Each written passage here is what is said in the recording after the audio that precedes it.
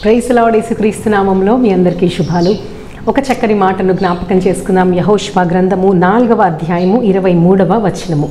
యెహోవా బాహువు బలమైనది. ఆమేన్. ఈ మాటను యెహోషువ ఇశ్రాయేలు ప్రజలతో చెప్తా ఉన్నాడు. అప్పుడు మీరు ఇశ్రాయేలీయులు ఆరిన నేల మీద యోర్దానును దాటిరి.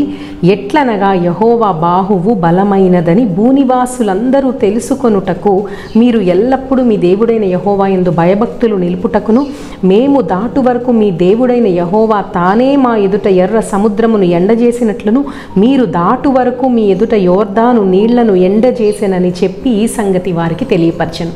చూడండి, జాషువా ఈజ్ రీకాలింగ్ అంటే గడిచిన గొప్ప కార్యాలన్నిటినీ, దేవుడు చేసిన అద్భుత కార్యాలన్నిటినీ కూడా యెహోషువ ఇశ్రాయేలు ప్రజల ఎదురుగా జ్ఞాపకం చేస్తూ ఉన్నాడు. ప్రజలారా, ఎలాగైతే ఎర్ర సముద్రమును పాయలుగా చేశాడో, ఎలాగైతే ఇప్పుడు యోర్దానును ఆ నదిని ఆరజేసి మిమ్మల్ని ఎలాగైతే అందులో నుంచి నడిపించుకొని వాగ్దాన దేశానికి తీసుకొచ్చాడో, నిజంగా మన దేవుడు ఎంత గొప్పవాడో, ఆయన బాహువు ఎంత బలమైనదో చూడండి అంటూ ఆ ప్రజలకు దేవుని గొప్పతనాన్ని మరొకసారి జ్ఞాపకం చేస్తూ ఉన్నాడు. నిజంగా మరి దేవుని శక్తి ఎంతో గొప్పది.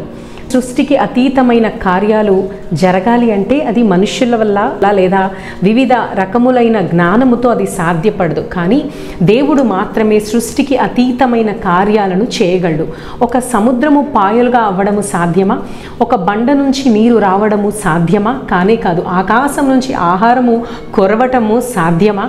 చనిపోయిన వారు లేవడము సాధ్యమా? ఇలా చెప్పుకుంటూ పోతే సృష్టికి అతీతమైన కార్యాలు ఎన్నో మన దేవుడు సాధ్యము చేశాడు, నిజము చేశాడు. ఇది ఎలా సాధ్యం అంటే దేవుని బాహువు బలమైనది కనుక. సహోదరుడా, సహోదరి, ఈరోజు దేవుని యొక్క బాహువును నువ్వు జ్ఞాపకం చేసుకో. నిజంగా నీ జీవితంలో కూడా ఆయన బాహువు చేత ఎన్ని కార్యాలు చేశాడో కదా.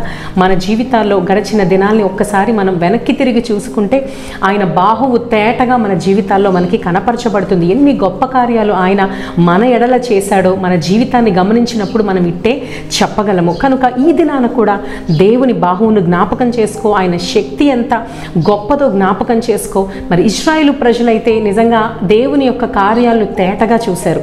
అసాధ్యమైన కార్యాలు ఎన్నో వారి కళ్ళ ముందు సాధ్యం అవ్వడం వారు చూశారు. కనుక ఈ సమయంలో దేవుని బాహువు గొప్పది అని గ్రహించి యెహోవా బాహువు బలమైనది అనే మాట ద్వారా మనకి జ్ఞాపకం చేస్తున్న మొట్టమొదటిగా ఏంటంటే, దేవుడు చేసిన మేళ్ళన్నిటినీ ఆయన బాహువు ద్వారా మన జీవితంలో ఆయన చేసిన కార్యాలన్నీ కూడా జ్ఞాపకం చేసుకొని మనం ఏం చేయాలి అంటే ఆయన యందు భయభక్తులు కలిగి ఉండాలి. అంతే కదండి. మనము ఆయన యందు భయభక్తులు కలిగి ఆయనకి లోబడినప్పుడు మన తరములు, ఆ తర్వాత తరము వారు, మన బిడ్డలందరూ కూడా ఆయన ఎడల అధికమైన భయభక్తులు కనపరుస్తారు.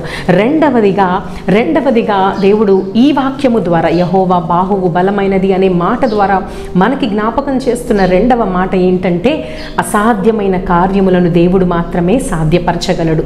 మరి ఎన్నో అసాధ్యమైన కార్యాలు ఇశ్రాయేలు ప్రజలు ఎదుర్కొంటా వచ్చారు, కానీ అన్నీ కూడా దేవుడు సాధ్యపరిచాడు. అలాగే నీ జీవితంలో అసాధ్యమైన కార్యాలు ఉన్నాయా?